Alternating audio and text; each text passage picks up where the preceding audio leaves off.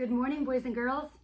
Today is the second Sunday of Advent, and today we're going to talk about Jesus is our peace.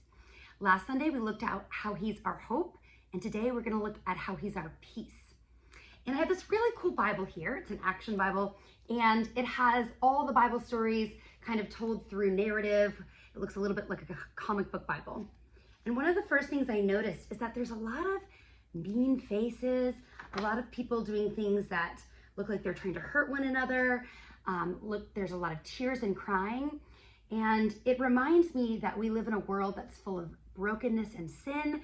And there's a lot of things that are not right about the way that the world is. A lot of sadness and pain and death. And as we looked at Jesus being our peace, we studied in Sunday school last week for the older kids.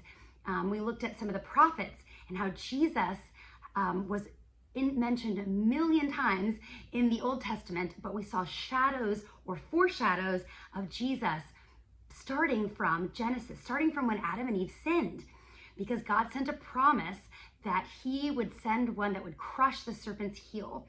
And we see right away in Genesis that God is already sending one that would be our peace, that would make peace between God and man. We've also studied in Sunday school that Jesus is both fully God and fully man, and that he's the only one that would be able to reconcile us back to God, to make a way.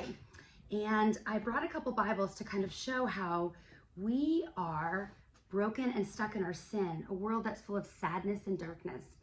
And we want to be back with God and have a way to be with him, even though we have sinned against him and we have left a great divide between us.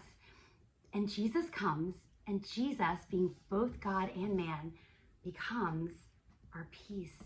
And he makes a way between our brokenness back to God so that we can be reconciled to God and we can have peace with him forever.